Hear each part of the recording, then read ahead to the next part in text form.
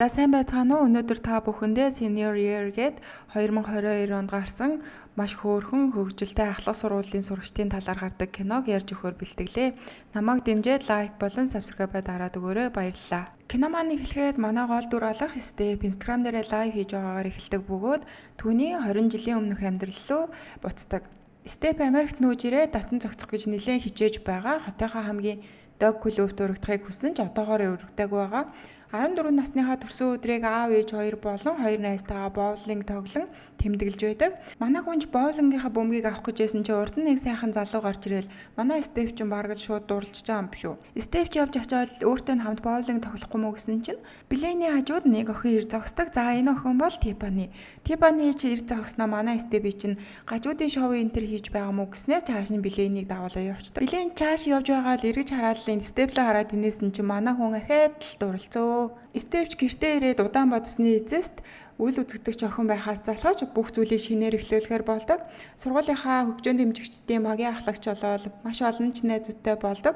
Тэгснээ нөгөө өөрийнхөө дурлаад байсан халуухан залуутайгаа ч үерхээл шинэ Степ болсон гэхүү дээ. Энэ хүү бол Степийн хамгийн сайн найзынхаа нэг бөгөөд хичээлдээ хамт явах гээд гэрт нэрээ түлээ сууж байгаа нь энэ. Аав нь Степ нэг бэлэг өгөх бөгөөд энэ нь ээжийнх нь хамгийн сүүлийн бэлэг болох сургуулийнхаа төгсөлтийн үдшилэг дээр өмсөөрөөгээ даашинз бэлгэлдэг. Манай Степ хайрцгийг онгойлгож нэгээд маш ихээр өөрт нь таалагддаг. Степ сет найзтайгаа явж байгаад нэг байшингийн өмнө зогсно. Энэ бол Степийн мөрөөдлийн байшин. Сургуулийнхаа хатан болоод Блэйнтэй хамт амьдрна гэж мөрөөддөг газар нь гэхүү дээ. Энэ сургуулийнхын төгсөлтийн хуучин хатан болон түүний царайлаг төгс нөхөр энд амьдардаг. Степч мөрөөдлийнхаа амьдралаар амьдрахын тулд би заавал төгсөлтийн үдшилэг дээр ялах болно гэдэл манай хоёр цааш сургууль руугаа явдаг. Манай Степч сургуулийнхаа өмнө ирээл зогсоод машина буухад бүх хүмүүс түүнийг хараад л манай хүн яхаа аргагүй л алдартай охин. Манай Степч найз залуутайгаа нялуураа зогсож байсан чинь цаанаас нэг найз нэрдэг. За энэ хүүхэд бол манай Степийн хамгийн сайн найз болох Марта. Марта түүнд гэрийнхаа түлхүүрийг өгдөг. Мартагийн гэрт манай хүн үдшилэг хийхээр төлөвлөсөн байгаа энэ. Манай Степаныч нөгөө найз залуу дээрээ очиод үдшилэг хийх гэж байгаа талаараа хэлээд л хамт явъя энэ төр гэсэн чинь өөрийнх нь нөгөө өрсөлдөгч болох Типани илүү гоё газар үдшилэг хийх гэж байгаа гэд найз залуу нь өөрийг нь хамт явах уу гэж ятгадаг. Үүнийг нь сонсон манай Степанич бүр галзуурд юм байгаа зү. Жангийнхаа нэг хүүхдийг 0 орно хэрэн цаасан дээр Типанитай уулзгээд бичиг явуулдаг.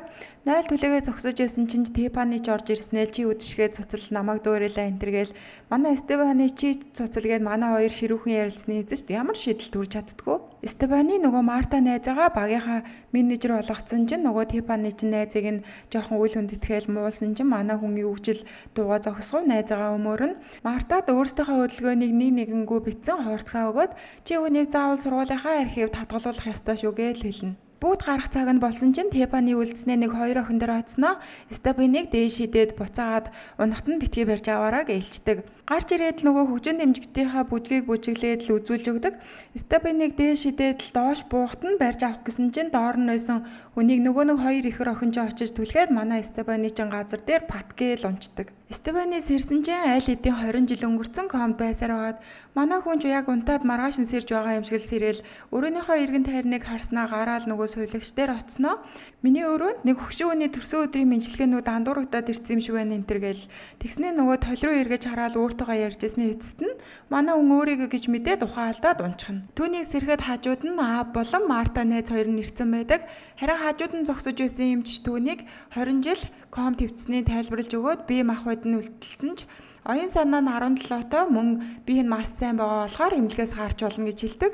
Манай Степанич гэрлүүгээ явж байхад нь түүнд бүх зүйл сонирхолтой санагдаад Мартагийн барьсан утсыг хүртэл жижиг зурагтай хүртэл гэж асуудаг. Найз Мартаанч тайлбарлаж хэлээл найз Мартаан сургуулийнхаа захирал болсон гэдгийг сонссон. Манай Степанич чи тоглож байгаа илгүүдээ гэл айгуу сүрхий инээснэ. Эцэст нь нэг юм найзаагаа тоглоогүй байгааг ойлгодог. Нөгөө хэд маань явж байтал нөгөө Степани мөрөөдлийн байшингийн яг хажуугаар нөмөрөхөд Блэйн тэнд байгааг хараад шууд буугаал хаалгыг нь тогссон чинь хаалгыг нь Типани онгойлгодیں۔ Хоёулаа гайхаад Типанич бүр Степанийг хараад мэл гайхаад л тэгснэ би чамд хэлхийг хүссэн их юм байна энэ төр гэснэ.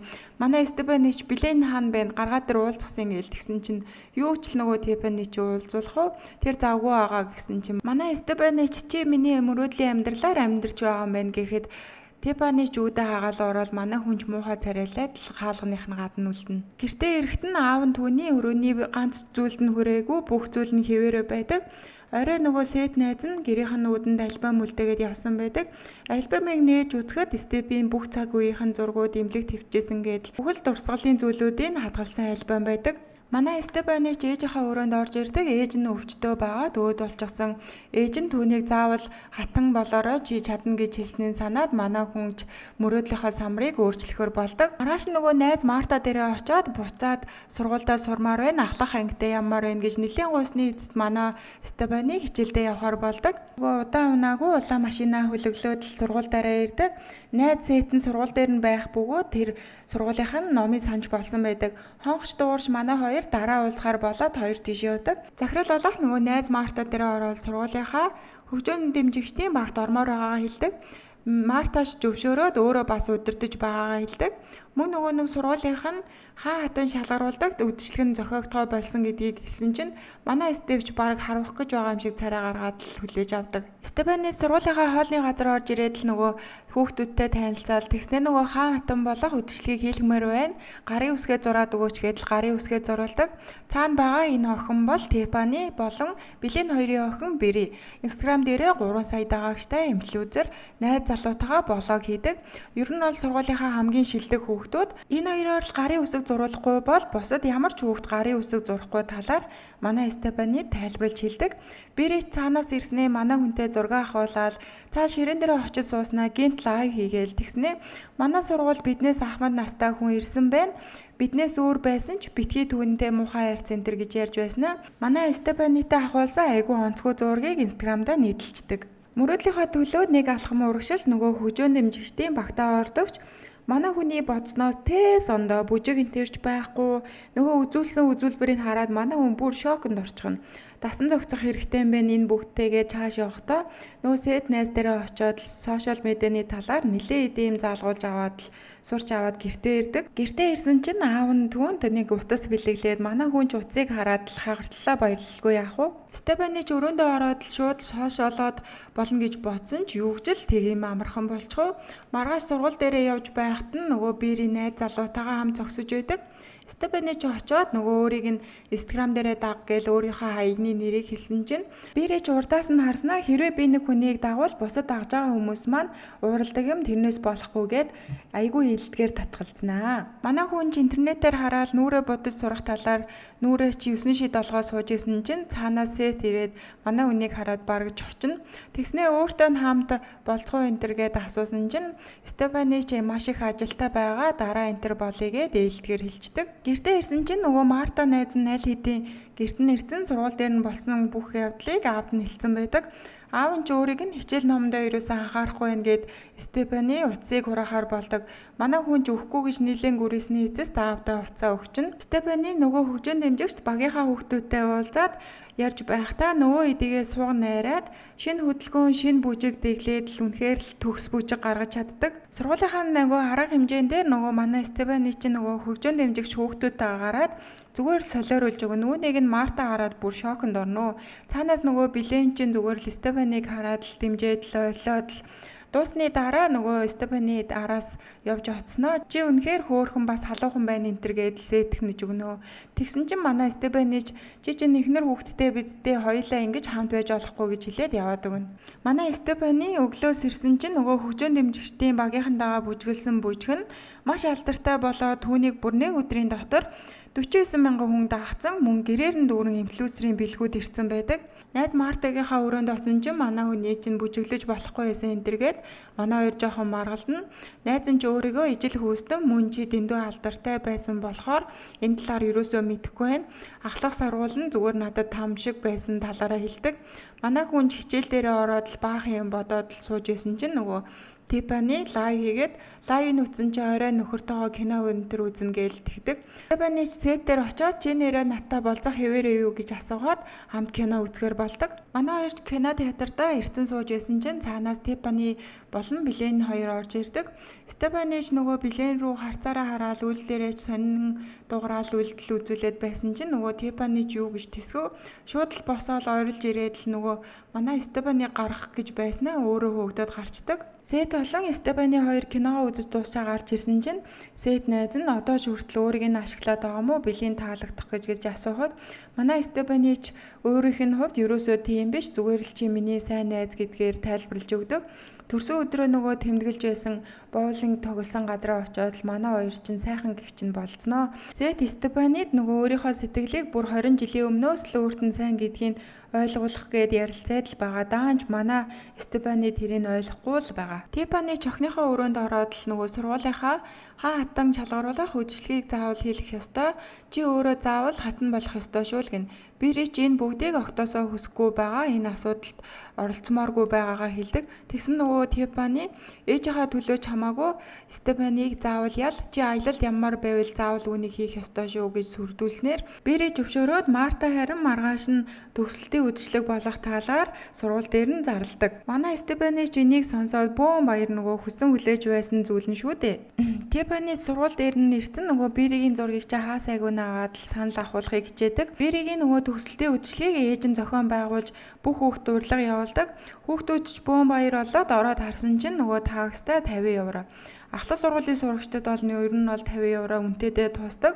Стефани сэтгэлийг бодоод нөгөө нэг хөгжөөн дэмжигчдийн найзууд нь би тэд явахгүй л гэж хэлнэ. 20 жилийн өмнө нөгөө Мартагаас авсан түлхүүрийг гэнт Стефани санаад манай хүнд нэг бодол орж ирээд л Мартагийн далайн эргийн байшин дээр үдшилэг хийх талаараа хэлээд ямар ч үн төлбөргүй болно. Мөн намайг дэмжиж саналаа өгөөрөөгээд лайв хийнэ. Ээжийнхээ хамгийн сүүл нөгөө 20 жилийн өмнө бэлгэлж байсан даашин зав өмсөөд л Сет түүнийг авахар ирсэн байдаг. Аав нь дурсгалын зургуудын дарж аваад л манай хоёр ч үдшилэгтээ явна.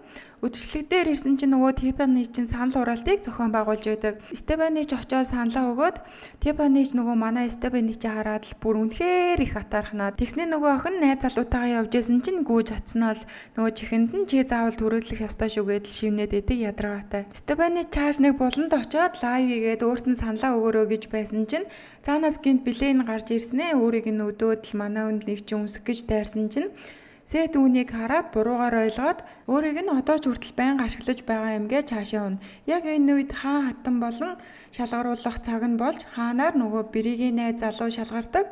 Харин хатнаар Бири тодрох байсан ч нэрээ татснаар манай Стефани хатнаар шалгардаг. Ээжигээ бодоход үнэхээр их сэтгэлтэй, сайхан сэтгэлтэй гэхүү дээ.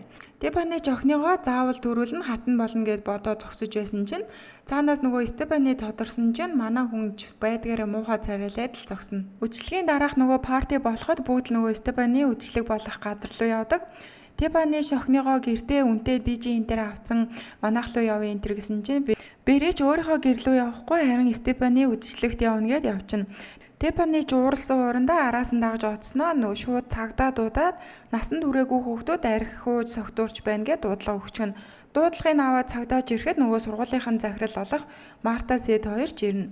Марта ч үнэхээр галзуурах шахам ирээд л ууралдаг Стефани лөө.